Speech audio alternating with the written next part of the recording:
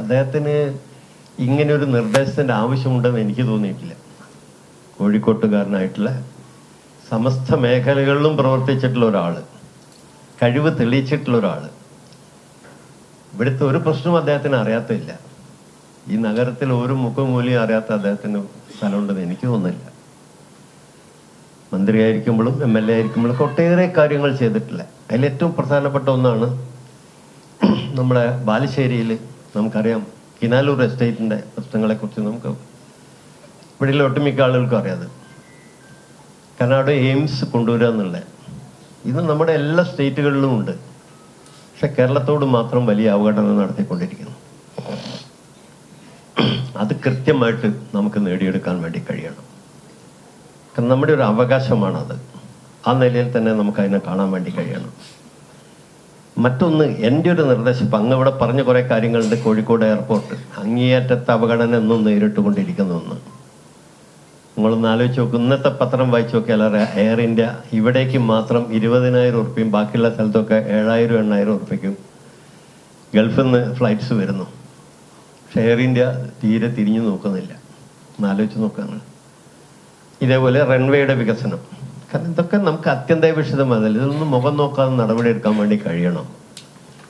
ഒരു നാടിൻ്റെ മൊത്തം ആവശ്യമാണ്. അതിൽ അവിടെയുള്ള 10 ആളുകളെ നോക്കിയിട്ടല്ല നമ്മളൊരു കാര്യം ചെയ്യുന്നത്. റോഡ് വീതി കൂട്ടും. നമ്മളിപ്പോൾ മാനാഞ്ചിറ വെള്ളിമാട് കുന്ന് റോഡ് വീതി കൂട്ടി ഒരുപാട് ആൾക്കാർ ഒരുപാട് പീടികൾ ഇതൊക്കെ പൊളിക്കേണ്ടി വന്നിട്ടുണ്ട്. കുറച്ച് ആളുകൾ കഷ്ടം അനുഭവിക്കും. പക്ഷെ ചെയ്യാതിരിക്കാൻ നിവൃത്തിയില്ല. ഈ ഒരു നിലപാട് നമുക്ക് സ്വീകരിക്കണം. അവിടെ രാഷ്ട്രീയം നമുക്ക് മറക്കണം. അതാണ് എൻ്റെ വ്യക്തിപരമായ, അല്ലെങ്കിൽ പാകിസ്ഥാൻ ഒരിക്കലും നടക്കും. വിമാനത്താവളമാണ് ഇപ്പോൾ താങ്കൾ കേന്ദ്രീകരിക്കുന്ന ഒരു മേഖല അല്ലേ? അതെ, ഒന്ന് വിമാനത്താവളം ഇനിയുണ്ട്. എനിക്ക് ഒന്ന് ശരിക്കും വേണ്ടെന്ന ഒന്ന്, ഇപ്പം നമ്മൾ സോളിഡ് വേസ്റ്റ് മാനേജ്മെൻറ്റ് ഒരു ഏറ്റവും വലിയ ഇഷ്യൂ ആണ് നമുക്ക്. പ്രത്യേകിച്ച് നഗരങ്ങളല്ല. കേരളത്തിൻ്റെ ഒരു പ്രത്യേകത എന്താണെന്ന് വെച്ചാൽ ഈ നഗരവും ഗ്രാമവും വ്യത്യാസമില്ലാതെ വളർന്നു വരുന്നൊരു സംസ്ഥാനമാണ് കേരളം. അപ്പം അതിൽ ഇതെല്ലാ സ്ഥലത്തും നടപ്പാക്കേണ്ടതുണ്ട്. ഇതിനേക്കാളും ഞാൻ ഗൗരവമായിട്ട് കാണുന്നത് ലിക്വിഡ് വേസ്റ്റ് മാനേജ്മെൻ്റ് ആണ്. കാരണം ആരും ശ്രദ്ധിക്കാത്ത, എപ്പോഴും ഇവിടെ 2-3 പ്രോജക്റ്റുകൾ കൊണ്ടുവന്നു, ഇന്നും നമുക്ക് നടപ്പാക്കാൻ സാധിച്ചിട്ടില്ല. ആവിക്കലത്തോട് ഒരു പ്രധാനമായിട്ട് എല്ലാവരും ശ്രദ്ധ പിടിച്ചു പറ്റിയിട്ടുള്ള ഒന്നാണത്. കാരണം ആളുകളെ അത് നമുക്ക് ഇന്നും അത് കുറേ ആളുകൾ മുഖം തിരിഞ്ഞ് നിൽക്കുന്ന ഒരു കാരണവശാലയിലൊന്നും ശരിക്കും എന്ത് നടപടിയിലൂടെ ആയാലും നടപ്പാക്കിയേ പാടുള്ളൂ. കാരണം അല്ലെങ്കിൽ നമുക്ക് നിവൃത്തിയില്ല. നാളെ ജീവിക്കാൻ പറ്റാത്ത ഒരവസ്ഥ വരും. ഇത് മുഴുവൻ നമ്മുടെ എല്ലാ സ്ഥലത്തും ഡെപ്പോസിറ്റ് ചെയ്തിരിക്കുക. ഈ കക്കൂസ് മാലിന്യവും മൂത്രവും ഇതൊക്കെ എവിടേക്ക് കൊണ്ടുപോകും? നമുക്കതിന് മറ്റൊരു പോംവഴി സെപ്റ്റേജ് ഒക്കെ ഉണ്ട് പറയുന്നുണ്ട്. പക്ഷെ സെപ്റ്റേജ് ഒന്നും പൂർണ്ണമല്ല. ഞാൻ ലോകത്തിലെ പല രാജ്യങ്ങളിലും പോയ ആളാണ്. പല രാജ്യത്തും ഇത് കണ്ടിട്ടുള്ള ആളാണ്. എവിടെ പോകുമ്പോഴും ഞാൻ ശ്രദ്ധിക്കുന്ന ഒരു കേസാണ്. കാരണം ഏറ്റവും വലിയ വെല്ലുവിളിയാണ് യഥാർത്ഥത്തിൽ അത്. ഇത് നഗരത്തിൽ മുഴുവൻ, നഗരമല്ല എൻ്റെ അഭിപ്രായത്തിൽ, അങ്ങ് ഈ ഇതിൽ ജയിച്ചാൽ തീർച്ചയായിട്ടും ഏറ്റവും ഊന്നൽ കൊടുക്കേണ്ടുന്ന ഒന്നാണ് ഈ മണ്ഡലത്തിൽ മൊത്തം ഒരു തിരുത്തൽ. ജയിച്ചാലല്ല, ജയിച്ച ശേഷം. അതെ, അത് ശരി. അങ്ങനെയല്ല, ഇപ്പം അങ്ങനെയല്ലേ പറയാൻ പാടില്ല. ഇപ്പോൾ അദ്ദേഹം പാർലമെന്റ് മെമ്പറാണല്ലോ. ഇനിയും ജൂലൈ വരെ ഉണ്ട് അല്ലേ? ജൂലൈയിലെ കാലാവധി ഉണ്ട്. ഇപ്പോഴും നമുക്ക് ഉന്നയിക്കാവുന്ന വിഷയം തന്നെയാണ്. അങ്ങും കൂടെ കേൾക്കേണ്ടതാണ്. കേരളത്തിൻ്റെ പാർലമെന്റ് മെമ്പറാണ്. കേരളത്തിലുടനീളം നടപ്പിലാക്കേണ്ടുന്ന ഒന്നാണ്.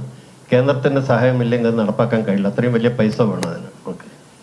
മറ്റൊന്ന്, എനിക്ക് തോന്നുന്നു നമുക്ക് അടുത്ത റൗണ്ടിലേക്ക് വരാം. എന്താ കാരണം വെച്ചാൽ ഇവര് 1 മണിക്കൂറല്ലേ? എത്ര മണിക്കൂറാണ്? 1.5 മണിക്കൂർ. ഒരു കാര്യം കൂടെ, ഓക്കെ. നമ്മുടെ റെയിൽവേയുടെ വികസനം. ഇപ്പം ഇരട്ടപ്പാതയുണ്ട്. അത് തന്നെ നമുക്ക് ഞങ്ങളൊക്കെ തന്നെ ഏറെ ശ്രമം നടത്തിയിട്ടാണ് ഈ ഇരട്ടപ്പാത വന്നിട്ടുള്ളത്. അന്നും അദ്ദേഹത്തിൻ്റെ പരിപൂർണമായിട്ടുള്ള സപ്പോർട്ടോട് കൂടിയാണ്. പക്ഷേ അതൊന്നും നമുക്ക് പോരാ.